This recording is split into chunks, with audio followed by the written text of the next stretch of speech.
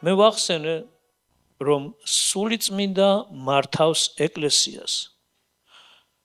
ამ საკითხზე მე იმიტომ დავიწყე ლაპარაკი, რომ მე მინდა დღეს ისეთ საკითხებზე ვისაუბრო, რაზეც ჩვენ გვაქვს შეკითხვები, რაზეც ჩვენ გვინდა რომ გქონდეს სინათლე, რომ ვიცოდეთ როგორ ხდება. ჩვენს ქვეყანაში მართლობა არის დემოკრატიული. ქვეყნიერებაზე ყველაზე ცივილიზებულ ფორმად დღეს მართლობისა ითვლება დემოკრატია.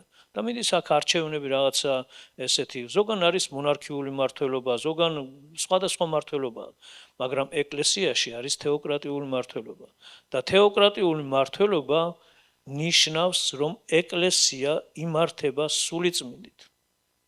და სულიწმინდას მე მადლობას უხდი სულიწმინდას. იცი მე რო აქ ვდგევარ, ეს მისი დამსახურებაა.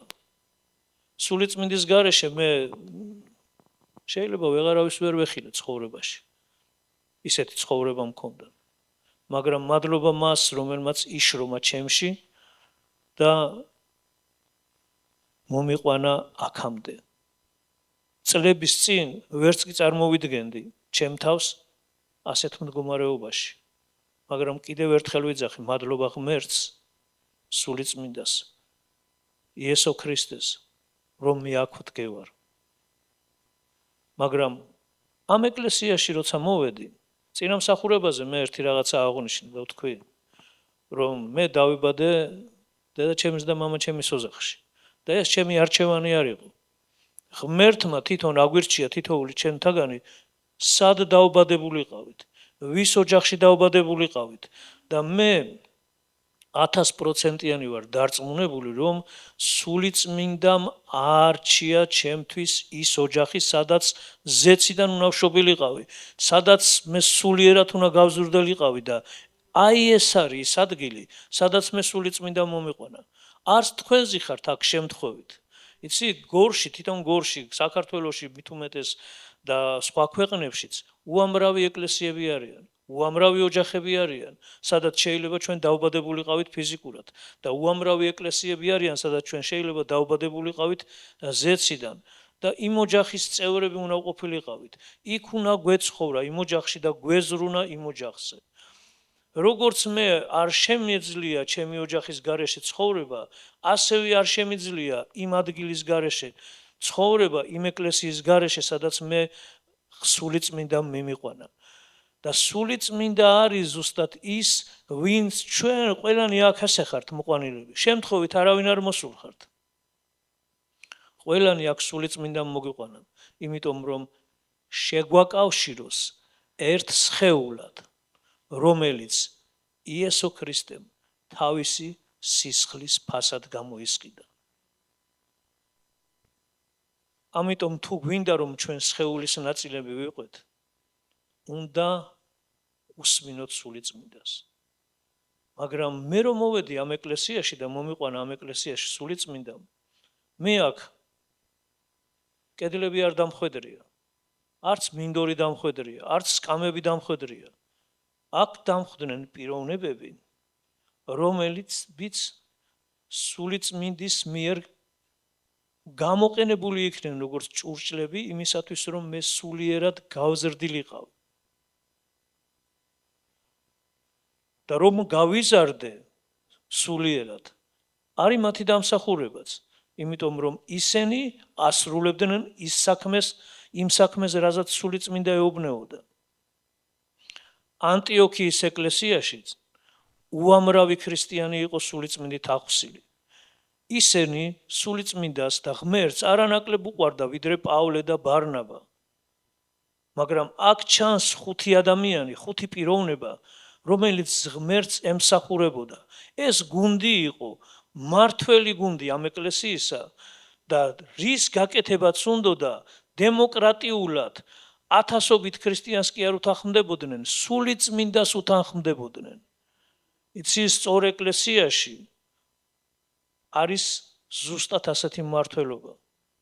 ხშირად ჩემთვის გაუგებარი შეიძლება იყოს რა გადაწყვეტილება, რატომ მიიღო გადაწყვეტილება პასტორმა. რაც გადაწყვიტა. ხშირად შეიძლება მე ინფორმაციით გავიგო და არავინ არ შემითანხმდეს და ეს არც არის აუცილებელი, იმიტომ რომ სული წმინდას უთანხმდება ის, რაც ჩემთან არის შესათანხმებელი, აუცილებლად შემითანხმდება. მაგრამ რაც არ არის ჩემთან შესათანხმებელი, მე რწმენით უნდა უყურებდე, რომ როგორც მე მომიყვანა სული წმინდამ ამ ეკლესიაში, ასევე ის პიროვნებები, პასტორებიც, პასუხისმგებელი პირებიც, ლიდერებიც სული წმინდამ დააყენა იმ ადგილზე. და ჩვენგან მოითხოვს ერთს. ჩვენ ხშირად ვამბობ, მე მიყვარს ღმერთი, მე ღმერთს ვენდობი, მე ღმერთს მინდობილი მაქვს ჩემი ცხოვრება. ჩემო კარგებო, თუ ღმერთი გვიყვარს, ივანე პირდაპირ გვეუბნება. როგორ გეყვარებათ ღმერთი, რომელსაც ვერ ხედავთ? თუ არ გიყვარს, ის ვისაც ხედავ. როგორ მიენდობი მას, ვისაც შენ ვერ ხედავ? თუ არ ენდობი იმას, ვინც მან დაგიყენა შენ პასტორად და ლიდერად.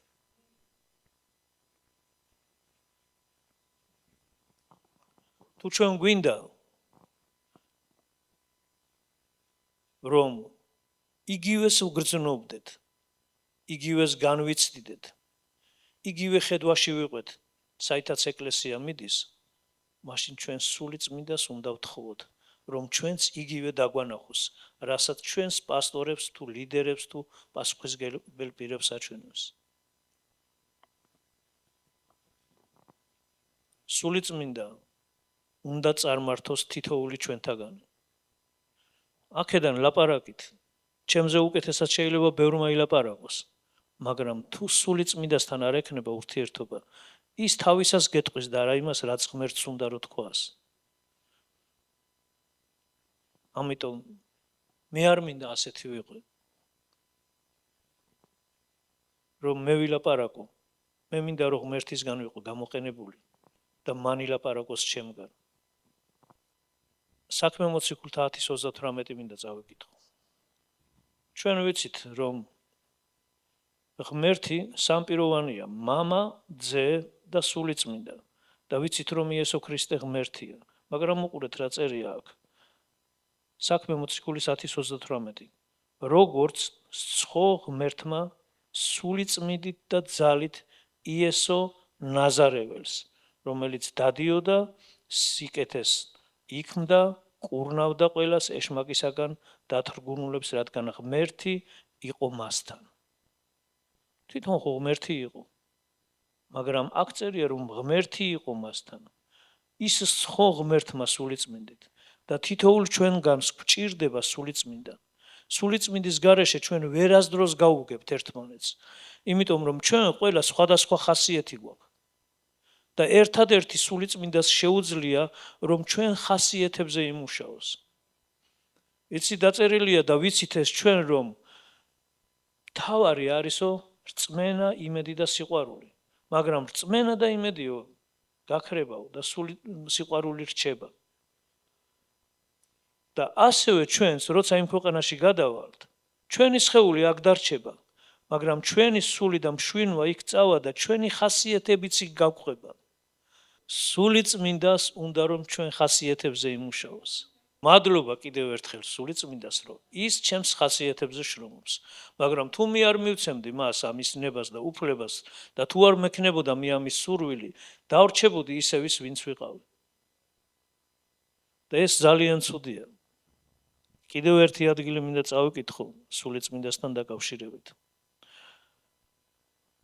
ეს აქამდეც ახსენეს და მინდა კიდევ თქვა. ისევ საქმე მოციქულთა წერილში, იმიტომ ჩვენ გვინდა რომ მე მინდა უпростоრად რომ დავინახოთ ჩვენ ყველამ როგორ იმართებოდა პირველი ეკლესია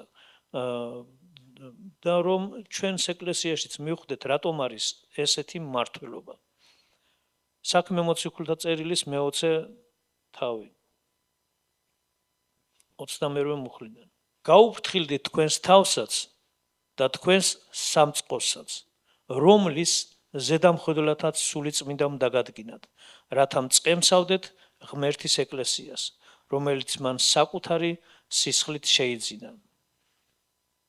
და შემდეგ წერს, რომ მე ვიციო, რომ ჩემი წასვლის შემდეგ პავლე მოციქული წერს, რომ შემოვლენო მგლები და ასე შემდეგ და შეიძლება მრავალი შეგაცდინოთ. ამიტომ ღმერთი პირდაპირ ავალდებულებს ეკლესიაზე პასუხისგებელ პირებს, რომ გაუფრთხილდნენ საწყხოს. და როგორ გაუფრთხილდნენ? ის ჩვენ ეკლესიაში კიდევ ვამბობ, რომ სხვადასხვა კატეგორიის ხალხი მოვიდეთ. ყველას გვაქვს რაღაცა სხვადასხვა ცხოვრება გავლილი. ყველას გვაქვს სხვადასხვა აზრი. ყველას გვაქვს სხვადასხვა რაღაცები მოგწონს, ხო? ზოგს მოსწონს ჭრელი, ზოგს თეთრი, ზოგს შავი და ასე შემდეგ. თუ გვინდა რომ ეკლესია წინ მიდიოდეს, თუ გვინდა რომ ჩვენ სულიერად ვიზრდებოდეს, უნდა მივიღოთ რომ ეკლესიაში იყოს სულით მმართველობა.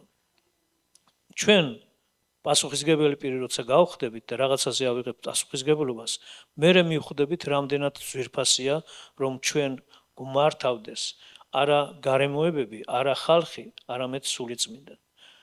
იცი გარემოებები საულსაც მართავდა, მაგრამ არა სულიწმინდა. ამიტომ შეეშალა და შესცდა. მე მინდა კიდევ ერთი ადგილი წავიკითხო. ესეც სამწუხარო რეალობა არის. და ამაზე წინასწარ მეტყველებდა თვით იესო ქრისტე. და მათეს სახარების 24 თავში. ჩვენ ვიცით ყველა მესადგილი. მათეს სახარების 24 თავში. მე-12-მე-13 მუხლს წავიკითხავ მხოლოდ. და რა კი გამრავლდება ურჯულოება, მრავალს გაუნელდება სიყვარული. ლომდე მომთმენი კი გადარჩება. ეს ჩვენ დროზე წინასწარ მეტყველებდა იესო ქრისტემ.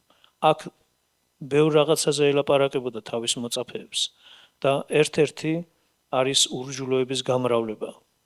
რას ნიშნავს ურჯულოების გამრავლება? ურჯულოება ხო ყოველთვის იყო. იყვნენ ებრაელები, იყვნენ წარმართები, იყვნენ ურჯულოები, იყვნენ მათი მტრები. დღესაც არიან ქრისტიანები, არიან ებრაელებიც, არიან ურჯულოებიც, მაგრამ ურჯულოება გამრავლდება. იცი ჩვენ ცხოვრობთ ცივილიზაციის ალბათ ძალიან დიდ დონეში უკვე. როცა ტექნიკამ ისეთ საფეხურებზე აიწია, რომ ეს წინა საუკუნეებში არც კი გაიფიქრებინათ. ჩვენ გვაქვს ეს ტელეფონები, გვაქვს ტელევიზორები, მაგრამ ხშირად ურჯულოების გამრავლება იმაში მდგომარეობს, რომ ჩვენ მიწიერზე უფრო მეც ვფიქრობთ, ვიდრე ზეციერზე. მაგრამ უნდა გვახსოვდეს, რომ ჩვენ ზეცის მოქალაქეები ვართ და აქ ამ წუთის სოფელში დროებით ვართ წარგზავნილები. დროებით და აქ ჩვენ იმიტომ კი არა ვართ, რომ ამ წუთის სოფელში ცხოვრებას გადავყვეთ. იმ სიამოვნებებს, იმ კომფორტს, რაც შექმნა ეშმაკმა იმისთვის, რომ ჩვენ მუდმივად დაკავებული ვიყოთ ან საჭიროებებზე ზრუნვით, ან სიმდიდრეზე ზრუნვით, ან უზრუნველყოფაზე ზრუნვით და ჩვენ ხედავთ როგორ ცხოვრობს ხალხი, ხო? და ჩვენ თუ მთელი ჩვენი დროს დაუთმობთ ამ დედამიწაზე როგორ შევიქმნათ კარგი ცხოვრება, მაშინ ვეღარ ვიფიქრებთ ზეციერზე. პირიქით, ჩვენ ზეციერზე უნდა ვფიქრობდეთ. რა იქნება იქ? რა იქნება იქ ჩვენ ცხოვრებაში? პავლე მოციქული ამბობს, რომ ასპარეზი განვლე და ახლა მომელისო დიდების გვირგვინი. ის საზღაურს ელოდებოდა, რასაც აკეთებდა ამ ცხოვრებაში და თითოეული ჩვენთაგანიც მივიღებთ იმ საზღაურს. იქ როცა წავსდგებით უფლის წინაშე, რასაც ვაკეთებდით აქ. და თუ ჩვენ მარტო ჩვენი თავისთვის ცხოვრობდით, იმისთვის რომ ჩვენი კომფორტი შეგვექმნა, ჩვენი ცხოვრება შეგვექმნა და არ გვიფიქრია ზეციერზე, რა დაგხვდება იქ? რომელ გვირგვინზეა ლაპარაკი? ურჯულოების გამრავლება ნიშნავს, რომ ჩვენ რითიც ვართ ამ დედამიწაზე დაკავებული უფრო მეტი დროით, ის ხდება ჩვენი ღმერთი. და პირველი ეკლესია გამუდმებით გამუდმებით ლოცვებში, მარხვებში, მოციქულთა მოძღვრებაში იყვნენ. თუ მათ სჭირდებოდათ გამუდმებით ლოცვაში ყოფნა, გამუდმებით მარხვებში ყოფნა, დღეს როცა ურჯულოებაა გამრავლებული, ჩვენ რა გონია არ გვჭირდება? დღესაც თუნდაც ამსახურებაზე ჩვენ ვამბობთ, რომ სულიწმინდასთან შესახვედრად მოვდივართ.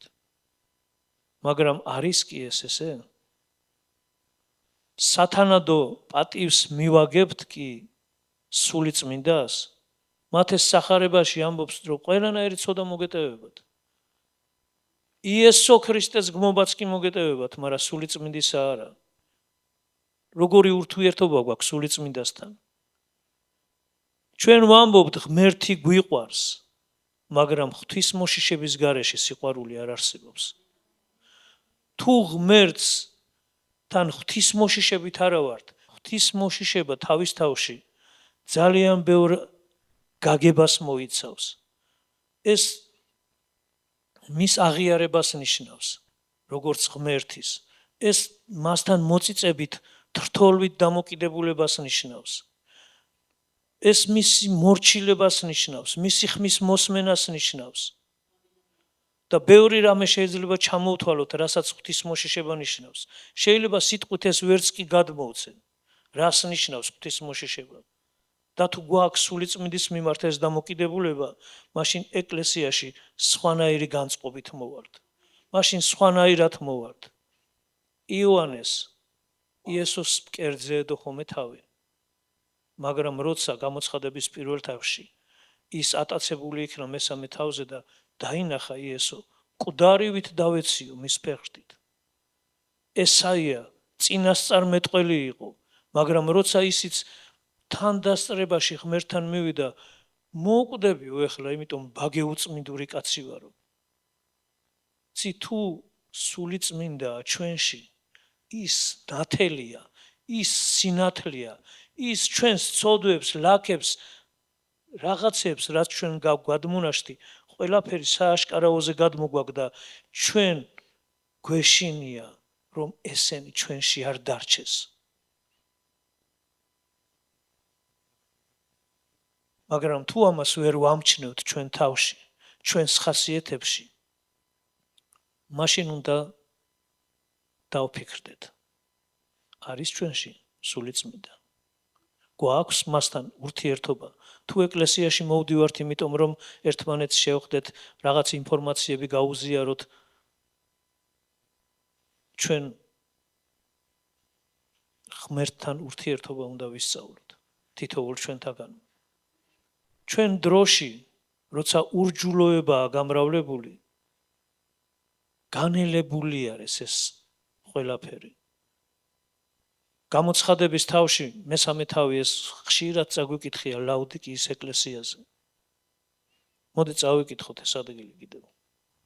ლაოდიკიის ეკლესიის ანგელოს მისწერი ასე ამბობს: ამინი, მოწმე სარწმუნო და ჭეშმარიტი, დასაბამი ღმერთის ქმნილებიცა. ვიცი შენი საქმენი, შენ არც ცივი ხარ, არც ცხელი. ნეტავ ცივი იყვი ან ცხელი, მაგრამ რა კი ნელთბილი ხარ და არც ცივი და არც ცხელი, ამიტომ ამოგანთხევ ჩემი პირიდან, რადგან შენ ამბობ, მდიდარი ვარო, გავმდიდრდი, არაფერი მაკლია, ის კი არიცი, რომ უბადრუკი ხარ და საცოდავი, ღატაკი და ბრმა და შიშველი. გირჩევ, იყიდო ჩემგან ცეცხლში განწმენდილი ოქრო, რომ გამდიდრდე და თეთრი სამოსი, რომ შეიმოსო და აღარ ჩანდეს შენი სიშიშვლის სირცხვილი და მალამო, რათა წაიცხო თვალებზე და ხედავდე, ვინც მიყვარს მათ ვამხელი და ვწვრთნიე, მას ეშურე და მოინანიე. აჰა ვდგავარ კართან და ვრეკ, თუ ვინმე მოისმენს ჩემს ხმას და გამიღებს კარს, შევალ მასთან და მექნება სერობა მასთან და მას ჩემთან. გამარჯვებულს დავსვამ ჩემს გვერდით, ჩემს ტახტზე, როგორც მე გავიმარჯვე და დავჯექი ჩემს მამასთან მის ტახტზე. ეს ჩვენი დროის ეკლესია, ეს ჩვენ გვეხება. ჩვენ ამ ურჯულოების დროს გაგვინერდა ეს სიყვარული. აღარ არის ცეცხლი, აღარ არის მონდომება, ჩვენ ერთი დავალება მოგცა ყველას მთელს ეკლესიას მსოფლიოში იესომ რომ წადით და უქადაგეთ სათა სასუფეველის, სათა სამეფოს სახარება ყველა ქმნილებას, მოიმოწაფეთ და ასწავლეთ ყოველივეს დაცვა და მე ვიქნები თქვენთან ყოველთვის. მან ერთი მცნება მოგცა, ერთადერთი მცნება, რომ გიყვარდეთ იონეს სახარებაში არის 34 მუხლი არის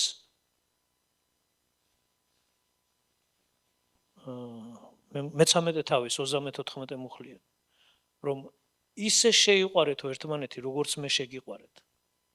როგორ შეგვიყვარა იესომ? ჯერ კიდევ მტრები როცა ვიყავით, ჯერ კიდევ ცოდვილები როცა ვიყავით, მაშინ შეგვიყვარა და მან მისცა თავისი თავი მსხვერპლად ჩვენი გულისთვის.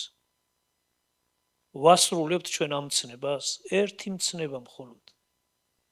წერილი მინდა წავიკითხო, სადაც ღვთისმოშიშობაზე არის ლაპარაკი. ესაიას მე-11 თავი. ესაიას მე-11 თავი პირველივე აქ წინასწარმეტყველება არის იესო ქრისტეზე. და გამოვაყლორტი იესეს მოჭრილი ძირკვიდან და ნორჩი ამონაყარი მისი ფესვებიდან და დაივანებს მასზე უფლის სული, სული სიბრძნისა და გონიერებისა, სული რჩევისა და ძლიერებისა, სული ცოდნისა და სული მოშიშობისა.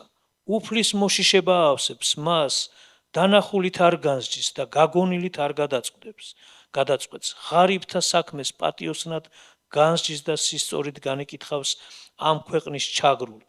ქვეყანას დასჯის თავის სიტყვების კვერთხით, თავისი ბაგეთა ქარით მოკლავს უკეთურს.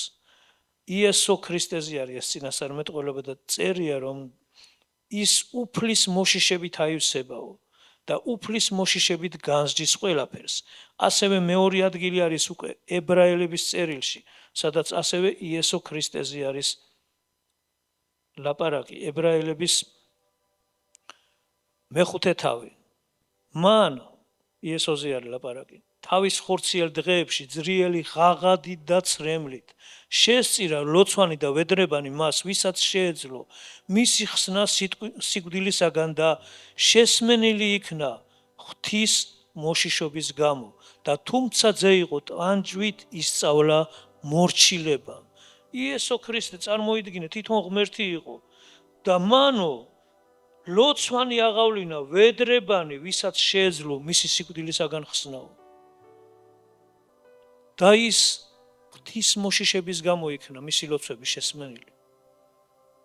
თუ გვინდა რომ ჩვენი ლოცვებიც იყოს შესმენილი, პირველ რიგში საჭიროა რომ ღვთის მოშიშობა იყოს ჩვენში. სხვანაირად იესო ქრისტესაც არ მოусმენდა მაშინ. აქ პირდაპირ წერია, რომ მისი ღვთის მოშიშების გამო იქნა შესმენელიო. და ის ძე იყო, მაგრამ გაიარა ადამიანის ცხოვრება, რა ცხოვრებასაც ჩვენ გავდივართ და ტანჯვით ისწავლა მორჩილება. მორჩილება და მისი ხმის მოსმენა და მორჩილება, რაზეც ზიაც ლაპარაკობდა. ეს არის ღვთის მოშიშების ერთ-ერთი თვისება. კიდევ ერთ ადგილს წავიკითხავ იგავების წერილიდან. პირველივე იგავი 24 მუხლიდან წავიკითხავთ. მე მოგიხმობდით, თქვენ კი ყურს არ მიგდებდით.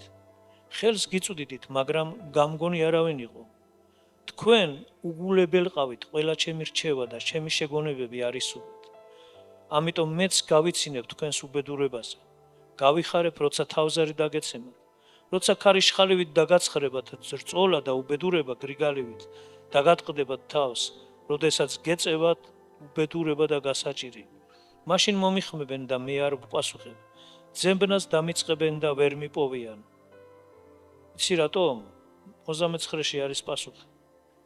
რა კი მოიძულეს, ცოდნა და უფლის შიში არ აირჩიეს. არ ინდომეს ჩემი რჩევა, მოიძულეს ყველა ჩემი შეგონება. რომაელების წერილი ამბობს, რომ სიყვარული ჩაგვეღვარაო სული წმინდის მიერ. იცი, ჩვენ გვიყვარს, რა თქმა უნდა, ღმერთი. ღმერთი კაენსაც უყვარდა. საულსაც უყვარდა ღმერთი და იუდასაც კი უყვარდა ღმერთი. მაგრამ ეს სიყვარული არ იყო სულიწმინდისგან ჩაღვრილი. ეს სიყვარული არ იყო აგაპე სიყვარული. პეტრე მოციქული ერთხელ ეუბნება, როცა იესო წინასწარმეტყველებდა თავის ჯვარცმაზე, რომ სულს დავდებო შენთვისო. ყველგან გამოგყვები იესო, ისე მიყვარხარ, სულს დავდებ შენთვისო. მაგრამ იესომ უთხრა, მამალი არ იყივლებს, რომ სამჯერ უარო. შემდეგ კიდევ შეხვდა იესო. როცა თევზაობდნენ და მაშინ იესო ეკითხება, გიყვარვა რო პეტრე? და პეტრე პასუხობს, მიყვარხარო, შენიცი რომ მიყვარხარო, მაგრამ აღარ ეუბნება რომ სულს დავდებო შენთვის. იმიტომ რომ იცოდა ამას ვერ გააკეთებდა. მაგრამ იმ დღიდან, როცა სულიწმინდა გადმოვიდა ეკლესიაზე, როცა სულიწმინდა გადმოვიდა მათზე, მოციქულებზე და შემდეგ მთელ ეკლესიაზე, იმ დღიდან დღემდე და დღევანდელის შემდეგაც სულიწმინდა თითოეულ ჩვენთაგანს ელოდება, რომ ჩვენში იყვეს და ის სიყვარული გადმოგვაროს, რომლითაც ჩვენ შევძლებთ, რომ სული დავდოთ ჩვენი უფლის და მაცხოვრის იესო ქრისტესთვის.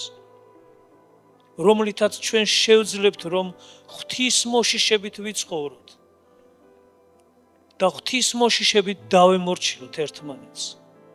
სურვილი მაქვს, რომ ჩვენ შევდგეთ ღმერთის ეკლესიად, ვინც ვიქნებით სულიწმინდით დაკავშირებული ერთმანეთთან, ვისაც გვეყვარება ისე ერთმანეთი, როგორც ქრისტემ შეგვიყვარა, ვინც ვიზრუნებთ ერთმანეთისთვის, ვინც ვატარებთ ერთმანეთის ტვირთს და ვინც ვიქნებით ღმერთის ნების შემსრულებელი.